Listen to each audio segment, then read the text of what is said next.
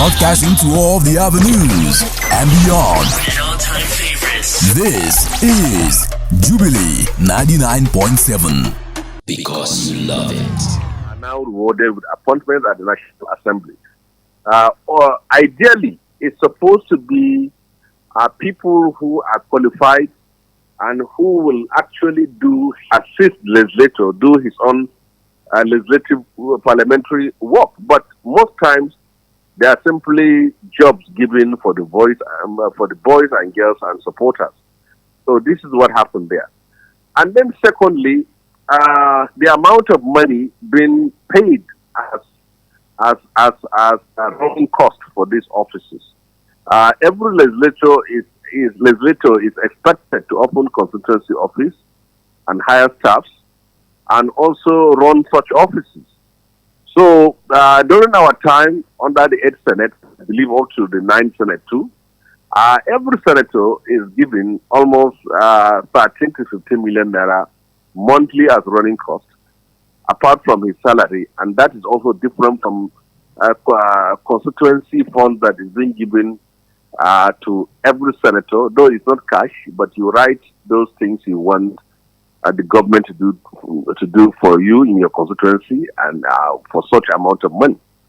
But in that respect, this is something that needs a round table between the executive and the legislature. You sit down and then you accept the fact that the economy of the country is bad and that part of the reforms that should be done should be to cost the cost of governance.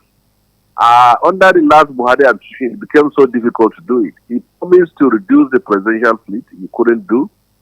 He promised to address the issue of multiplicity and duplicity of ministries, departments, agencies. He couldn't do it. And then we have seen also how people are appointed as ministers and ministers of states who have nothing much to do than to deputize ministers. So it has to be done this time around. But you see, when you are campaigning for an office, especially the coveted office of the president, you have reached out to so many people in all parts of the state, and there are people that have helped you to be there. And the only way this culture works is that you compensate them with political appointments.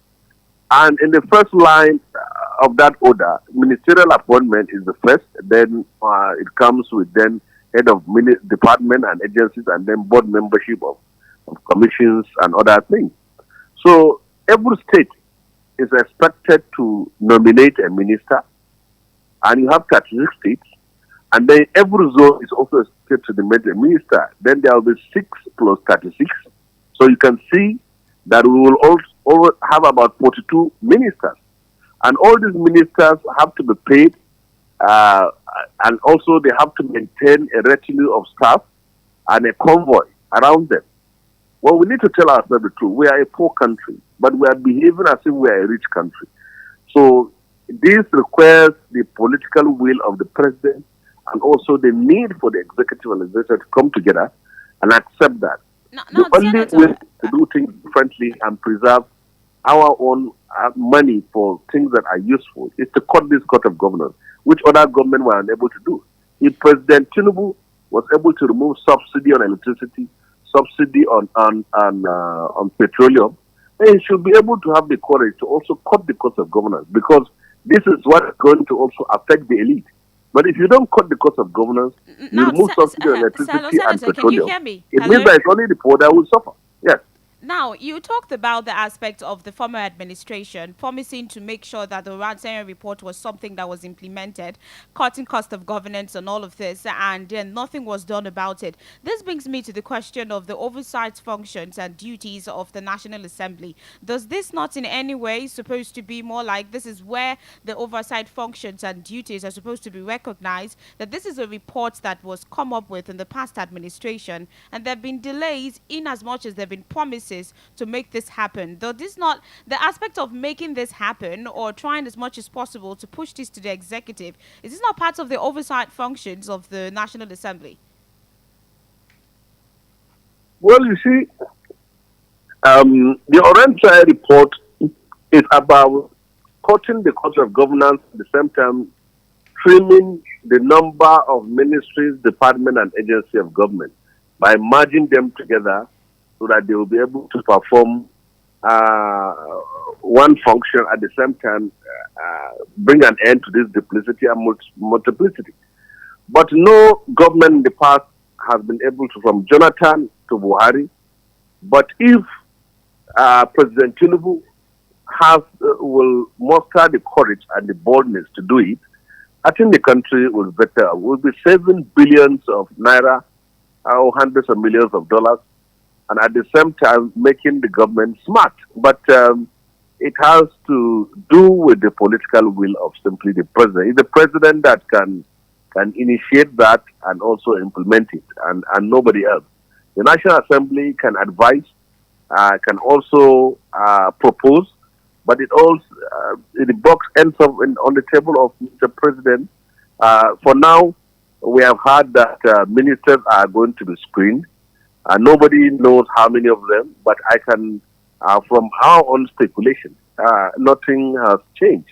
It's still going to be 36 plus 6, and that means that the cost of governance has actually not been tampered with. It's going to be business as usual.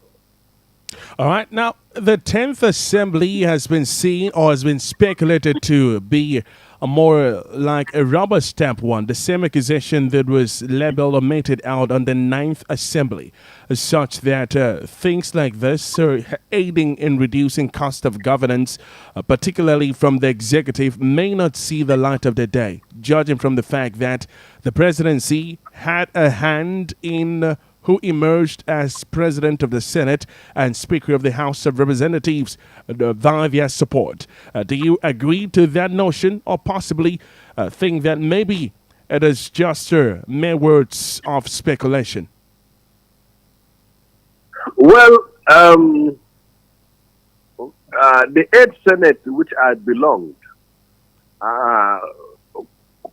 couldn't be a rubber stamp because the president failed to install his stooge as the Senate president, also as the speaker.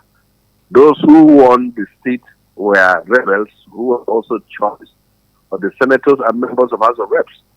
And when you have a leadership that emerged from the popular support of the legislature without the interference of the executive, you will have an independent parliament, one that will defend its independence and also perform its duties and responsibilities. But as far as the 9th Senate was concerned, Lawan and the Speaker of House of Reps were nominees and stooges of President Buhari, and all the principal officers were also there to dance his tune. That is why they simply become an approval agency. They approve loans, they approve everything the president sent to them, and led us to where we are today. And as far as the Akpabio and the Abbas National Assembly is concerned, well, they will have the opportunity, historical opportunity, to choose where they want to be. Will they be there to protect the independence and the sacrosanctity of the National Assembly or the Parliament? Or will they also become another rubber stamp? Well, it is all dependent on what they want to do. But for now, everyone knows that the two are the nominees of the president. But the president, also for the first time, is a senator, one that is conscious of the need to protect and preserve the integrity and honor of the National Assembly. And he can help them by allowing them to do their job without much interference, and also keeping the integrity of the National Assembly intact. So they will have to work a delicate balance of having to protect the honor and integrity of the National Assembly, and at the same time be able to ensure that governance is not stalled by rancor or strife. During our time, we had to hold the president of that accountable, because many presidents in the past don't like the National Assembly because it's the only place where you can checkmate their excesses, their abuses of power, and the corruption that is really perpetrated at the executive level. So we are able to checkmate that. But subsequently, what Lawan Senate did was simply to throw the independence of National Assembly and mortgage it to whatever Buhari wants. So Fabio now is on the platform of history, and he has the opportunity to write his name either in gold or in the mud. Well, some would say maybe he made a statement already by the manner of appointment he did, and that is how the principal officers in the Senate actually came to be. Well, the APC already said these were not the names or our honor appointees, people we actually thought will emerge as principal officers in the Senate and also in the House of Reps. Do you think that maybe Godswill Akpabio is already proving that, the legislature is independent of, party influence or any influence from the presidency? Well, I don't think so. All the principal officers who were announced on the floor of the Senate and the Senate and the House of Reps, I believe were the confidence of the president. It has to do with the approval of the president. But what I know, what I can speculate is that it's they were done without the approval of the party. The party may have a different list from the one which the presidency has, and it also shows the inability of the executive and the party to consult each other and to harmonize, which brought to the issue of washing their dirty linen in the public. But as far as I know, that all the principal officers mentioned are people whom the president knows about it, because the APC has the majority and the rebellion is also coming from the APC. But let us not forget that when you are elected a Senate president or Speaker of House of Reps or any principal officer, it's not for 4 years. You can be removed at any time. You can be impeached. You can. The legislators can decide to collect signature and remove you if they want to at any time. So it's not like the executive position where you will be there until certain things happen. But in this aspect of it, it's not static. So it is left for those who are now holding this position to know how to balance by meeting their obligation to the president for being his own anointed nominees, and also their own responsibility in the parliament as far as the interests of the National Assembly members are concerned. So he's going to walk a tightrope, and I know that with the fact that the rebellion is within APC, it's still going to be not easy. He has to be on his toes 24/7 until the end of the tenure, because at any time, anything can happen at the National Assembly. All right. So without digressing, let's go back to the main point of this discussion, and that is how well we can reduce cost of governance here in Nigeria. And reports we have states that take home for the immediate past lawmakers increased by 7 billion naira from the 23.7 billion severance gratuity in 2019. Now, out of that amount, about 8 billion naira was reportedly paid to legislative aides. Now, last year, the lawmakers had increased their 2023 budget from 169 billion naira earlier proposed by then President Buhari to 228.1 billion naira. And now the budget showed an increase of about 59.1 billion naira. Now the estimate means that recurrent expenditure for the retinue of aids and overhead expenses. And now, over time, questions have been raised on what the nation spends in maintaining its large bicameral legislature. And now, do you think that in any way it is possible for sitting senators who are direct beneficiary of this to move any motion to see how well they can cut these costs moving forward? Well, when you see the budget of the National Assembly being adjusted, the reason has always been that inflation has taken its course and that we are facing new realities and all these things here, which has to do with maybe increase in salaries of the legislative aides, and also the fact that things have changed. So So there will always be a reason. But you see, this brings about the need for the civil society and the general public to get more interested in what is happening at the National Assembly. When you have legislators that you have elected into office, you must be interested in scrutinizing everything they do, because the National Assembly performs oversight function on the executive, but nobody performs oversight function on the National Assembly. So it has always been easier for the National Assembly to increase its budget and without much resistance and without much criticisms or opposition. But the president gives his assent before it flies. And again, why it will always scale through is that no executive wants to be seen to be in confrontation with the National Assembly over their budget. You know it very well that if the senators or reps, whenever they say they are not well taken care of, it means the activities of governance will simply stop. You want your ministers to have their budget passed, the head of department agencies to have their budget passed. The National Assembly has a way of also making sure that nothing flows. So it's more of everyone using his own strength, his own powers and authority.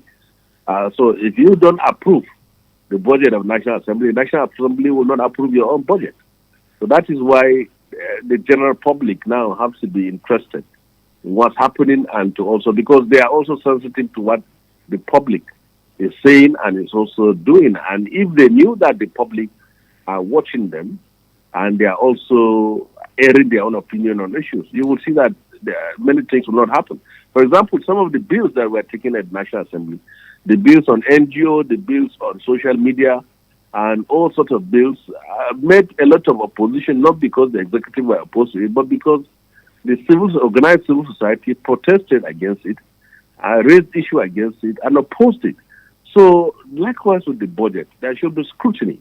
The public should be able to scrutinize what is happening in the National Assembly. But you know, the public will only speak. That is just where they'll only speak, protest, and give opinions. We've been talking about this. We've even had the likes of different CSOs coming out to talk about the aspect of reducing the cost of governance. But with all of this, it just looks as if it's political gains coming into play here, and the lives of the citizens are not really placed concerned on. I mean, we're talking about the aspect of subsidy. The government has been asking Nigerians to make sacrifices, to see a better Nigeria. But then again, we've been asking for an example to be seen in the governing system. We are waiting for them to actually show us that example.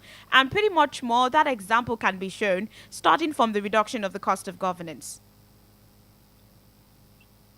Well, when I say civil society should be well involved, I'm talking about the general public to make sure they are also performing oversight function on the National Assembly as far as things like this are concerned. For example, when President Buhari was on seat, he was critical of the Saraki National Assembly of padding budget. But when Lawan took over, the budget was padded 5 times, and they couldn't raise issues because Lawan was simply his own stooge. So political issues are also there. Right now, as we are moving to a new era, we have a new president and a new National Assembly. And we are supposed to start a clean slate and run the country on a different paradigm. But it is not the issue. Almost as you think that things have changed, they are almost remaining the same. I don't see this National Assembly led by Fabio, I don't see the possibility of any senator or member of House of Reps standing up to say that they are giving us so much money, so they should do it into half. It's not going to work that way. And I also don't see the possibility of President Tinubu having 20 ministers instead of 42 or 43. So many things that people will hope that they will change, certainly they are not going to, as far as the next 4 years is concerned. Or maybe there should be a seamless flow, because the president is a former legislator, the vice is a former legislator, the chief of staff, former legislator, first lady, former legislator. Maybe the bromance between the executive and the legislature is just going to be seamless this turn? Well, it's not that easy. You see, most of the press secretaries of state governors were always journalists. Most of those who are also appointed as press secretaries and social media aides of the president were also journalists. But once you have crossed, you are in the other side, and I'm on this side, there is likely going to be partnership, and there is likely going to be sometimes confrontation. But in this respect, I believe that Tinubu, being a former senator, knows how the National Assembly works, unlike Buhari, and he will do better than Buhari as far as this aspect is concerned. All right. But whether the relationship between the National Assembly and the executive will result to the greater good of Nigerians, it's a different thing. If you have a rubber stamp 10th National Assembly, then it's going to be worse for Nigeria, because they are simply going to be an approval agency of the presidency, which is not good. Whatever is brought to the National Assembly, it has to be debated, and it has to be taken on its own merit, and not on sentiment, not on the fact that it's our own party, not on the fact that we all have to approve whatever the president gives us because he has supported us to be where we are today, and it's supposed not to be so. All right. Thank you very much, Senator Shehu Sani, for your time. We hope to reconnect with you in due time. Thank you for having me. All right. So we're top of the hour, 7 o'clock. We'll bring you the news update live here on Jubilee 99.7 FM Lagos. That was Senator Shehu Sani speaking to us on how well we can reduce cost of governance vis-a-vis the bloated number of legislative aids the 10th Assembly is actually bringing to the fore. Well, the conversation continues after the news update. Stay tuned.